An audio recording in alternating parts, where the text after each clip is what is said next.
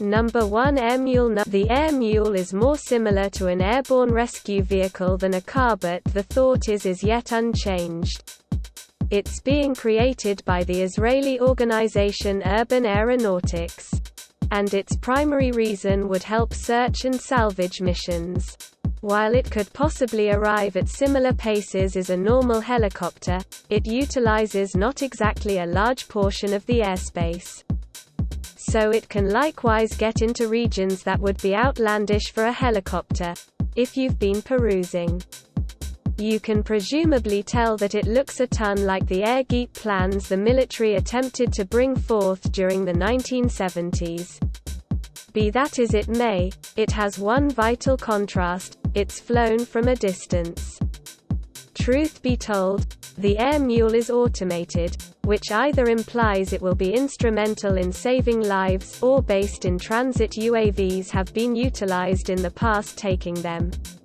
All things being equal, it won't essentially be on autopilot. Urban Aero plans to utilize a remote pilot with flight controls and a bank of screens to control the Air Mule in genuine timia minimal, like the manner in which we may control planes in a perplexing computer game. Number 2, PAL V1. Carrying some truly necessary style to the universe of autogyros, the PAL V1 is a Dutch plan, which rolls out some immense improvements to the conventional configuration. First off, it just has one motor. The power is naturally exchanged between the tires and the propeller, contingent upon whether or not it is connecting with the ground. What's particularly intriguing with regards to the PAL V specialty is that it's simply intended to fly under 4,000 feet, 1,200 meters. Which basically implies that you don't need to document a flight intent to utilize it, an immense obstacle for flying vehicles in current occasions. This could well prompt GPS-directed advanced hauls. Undetectable parkways in the sky that would permit airborne traffic to stay coordinated, similar to vehicles upon a customary throughway. Number 3, Terrafugia Transition. In 2009, the Terrafugia Transition had its first fruitful experimental drill. From that point forward, it's gone through a tornado of redesigns and rebuilds, bringing about a few totally new plans and a second fruitful practice run in 2012. Regardless, the Transition at last offers something that basically looks cutting edge. It has the streamlined state of a plane, with wings that overlap in and afterward turn into an upward position while on the ground. It can reach up to 70 miles each hour, 110 kilometers per hour, on the thruway, and 115 miles each hour, 185 kilometers per hour, in the air. One issue that the organization looked in planning the transition was that it was too weighty to even consider following FAA guidelines. Because of the relative multitude of additional parts should have been protected on the road, such as guards and airbags, for example.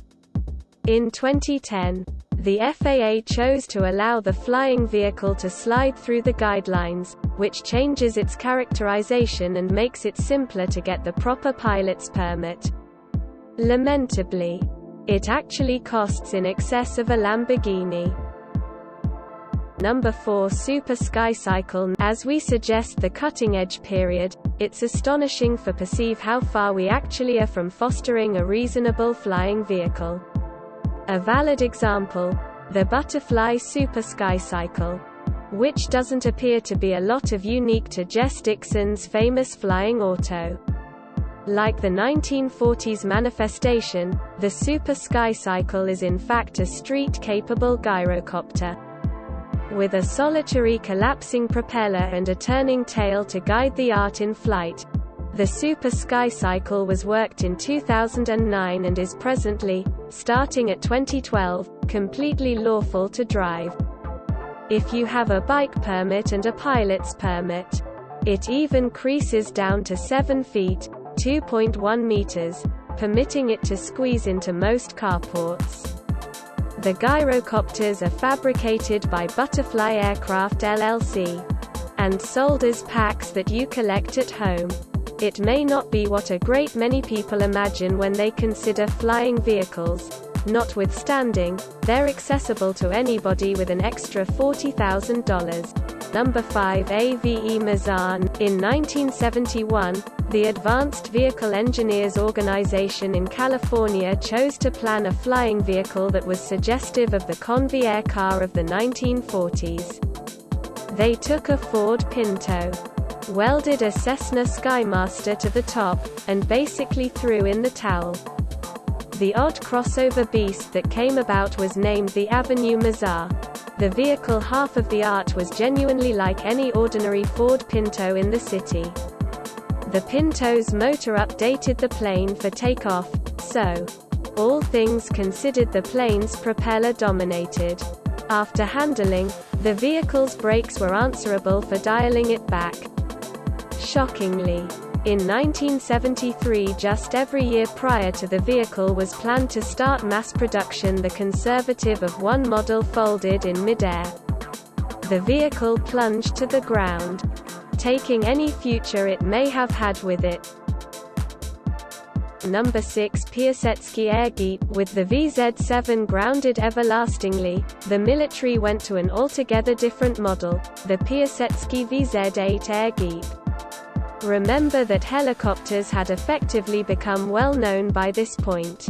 Yet it worked out that the military was keen on an option that could be more modest than helicopters, which could be effectively flown with less training. The Air Jeep went through 7 distinct adaptations before it was at last considered unsuitable for military use. Yet they all kept the essential plan: 2 huge vertical propellers toward the front and the rear of the specialty, with a seat in the center for the pilot and either 3 or 4 wheels for ground use. While the primary model was level, later ones bended upwards at the front and back to frame a smoothed V-shape. The naval force even attempted to fit one model with floats, with the expectation of utilizing it at sea, but that thought was ultimately deserted, alongside the remainder of the program. Number 7. Curtiss-Wright VZ7. The Curtiss-Wright VZ7 came about because of one of the principal endeavors by the U.S. military to engage in the flying vehicle industry. Preferably, the VZ7 was intended to be a sort of flying jeep. Like a jeep, it permitted the pilot to move through unpleasant landscape on the ground, but with the not irrelevant reward that it could likewise fly. It was created by Curtiss-Wright, which, curiously, framed through the consolidation of the Wright Company, the Wright brothers, and Curtiss Airplane, Glenn Curtiss. Curtiss and the Wright brothers had been savage adversaries during the beginning of aviation. The VZ7 was planned as a VTOL craft, vertical takeoff and landing. It flew with the guide of 4 upstanding propellers, which were situated behind the cockpit, pretty much an outdoors seat. To move, the pilot could change the speed of individual propellers, shifting the specialty advances, in reverse, or aside.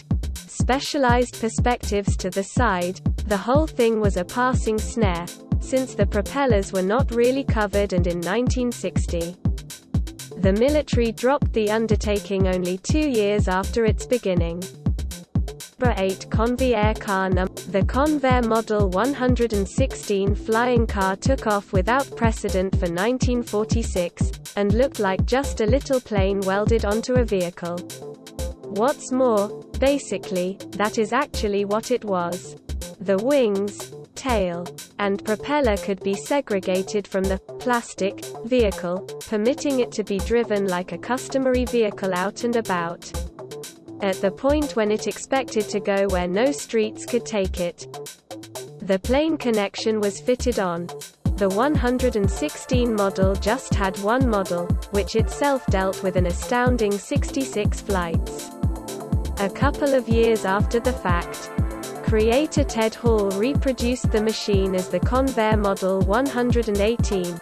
knocking the motor from a 130-strength model to a 190-pull monster that gave it more power noticeable all around. Convair wanted to construct 160,000 for their first creation run, but that never worked out, on account of a misfortune which saw one of the models crash in California. At the point when the pilot brought the vehicle into the air, he had expected that the gas tank was full. In any case, the Convair car had 2 fuel gauges, one for the vehicle's motor and one for the plane's, and while the vehicle actually had a lot of gas, the plane motor ran dry in mid-air. Such are the risks of performing multiple tasks. Number 9. Jess Dixon's Flying Auto. This flying vehicle is just about a legend. Furthermore, this photograph and a concise notice of the vehicle in a news section from Andalusia, Alabama, it should have not existed by any means. As indicated by the story, the photograph above is of Jess Dixon. It was, as far as anyone knows, taken at some point around 1940. Despite the fact that it's considered a flying vehicle by aeronautics history buffs, the machine is in reality more like a roadable helicopter. Because of the 2 overhead cutting edges turning in inverse ways. All in all, it's a gyrocopter that can likewise roll. The flying auto was fueled by a little 40-drive motor. And foot pedals controlled the tail vane on the back, permitting Mr. Dixon to turn in mid-air. It was additionally expected to have the option to arrive at velocities of dependent upon 100 miles each hour, 160 kilometers per hour, and had the option to fly advances, in reverse, sideways, and drift. Not terrible for a flying vehicle that was never heard from again. Number 10. Curtiss Autoplane. The Curtiss Autoplane is basically the principal glimpse the world got of a flying vehicle, outside the pages of fiction. In 1917, an avionics engineer named Glenn Curtiss took apart one of his own plane plans and slapped a portion of the pieces onto an aluminum Model T.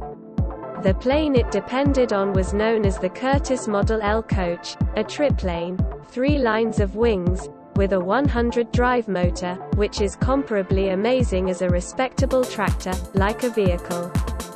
The front 2 tires could be turned with a directing wheel inside the lodge, and it was moved on the ground and noticeable all around by a propeller connected to the back. Shockingly, the limousine of the air never truly flew by all records. The most it could oversee was a progression of short bounces before